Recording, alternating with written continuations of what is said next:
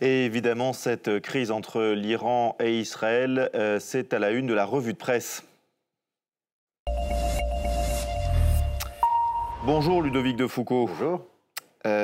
Jusqu'où ira cette escalade Iran-Israël? Alors ça ne va pas vous étonner Gaël, mais vous n'êtes pas le seul à vous poser cette question. C'est à la une de tous les journaux français ce matin. Libération, quotidien de gauche, se pose exactement cette question dans ces termes, en estimant que cette attaque massive et inédite de Téhéran dans la nuit de samedi à dimanche renforce la possibilité d'un embrasement régional. Et regardez, le Proche-Orient face au risque d'escalade, avec exactement la même photo pour La Croix, le quotidien chrétien, c'est pratiquement la même une, même mot, risque d'escalade pour le Parisien. Alors les Échos ou encore le Figaro sont déjà un peu dans l'analyse pour essayer de trouver des pistes, avec ici dans le quotidien conservateur Joe Biden qui tente de convaincre l'État hébreu de modérer sa riposte. Et puis enfin l'Humanité, quotidien communiste qui est plus docte. Il faut une désescalade, c'est un impératif. Alors ça c'est pour la France, mais en Iran et chez ses alliés, comment l'information est-elle traitée?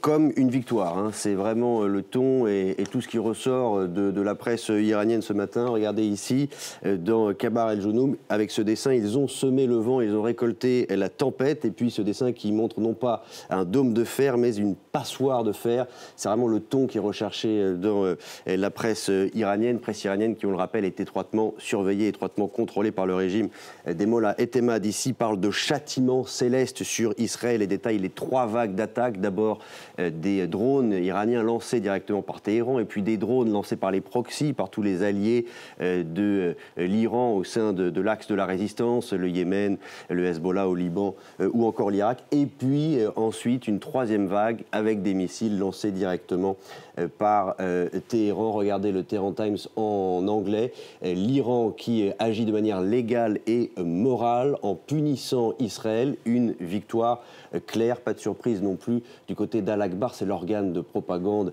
du Hezbollah libanais, et qui titre « Israël est sans défense » avec cette image de drone iranien dans le ciel de la mosquée Al-Aqsa. C'est une image qui a été abondamment reprise par les réseaux pro-iraniens et ou pro-palestiniens. On imagine forcément que la presse israélienne ne voit pas les choses de la même manière, Ludovic. Ah non, pas du tout, évidemment. Regardez cette une de Haaretz, le grand quotidien de l'opposition, qui dit fending off Iran, c'est-à-dire tenir le coup, résister à l'Iran, c'est un coup majeur pour Israël. Et puis ici, Israël Yalom qui parle d'une alliance, ou qui évoque la création, l'établissement d'une alliance contre l'Iran. Écoutez, je reprends un petit peu mes fiches. Voilà, excusez-moi, il y en a plein. Il y en a beaucoup. L'établissement d'une alliance contre l'Iran, et qui parle même, c'est ça où je voulais en venir, d'une seconde chance inattendue pour Israël. C'est-à-dire qu'on ne parle pas du tout d'une victoire iranienne, on parle d'une opportunité pour Israël. Et là, il faut que je vous cite, c'est pour ça que j'avais besoin de mes fiches. Après avoir échoué à transformer l'attaque du 7 octobre en campagne mondiale contre le terrorisme et s'être retrouvé isolé et sans légitimité, Israël est à nouveau au cœur d'un consensus international. Donc vous voyez, côté iranien, on parle de victoire, on peint un Israël esseulé. Côté israélien, on remarque à quel point le pays a tenu le coup et à quel point il a été soutenu, défendu par ses alliés. Et notamment son allié américain. Exactement. Alors, je vais vous citer un peu longuement, mais restez avec moi, c'est intéressant, cet article du Wall Street Journal, avec d'abord un responsable américain qui dit « La moitié des missiles balistiques lancés par l'Iran n'ont pas décollé ou alors sont tombés du ciel avant d'atteindre leur cible. » C'est un responsable américain qui dit ça. Cela révèle à quel point l'Iran est faible face à la menace militaire conventionnelle. Et ça, ce n'est pas nouveau, dit ce responsable.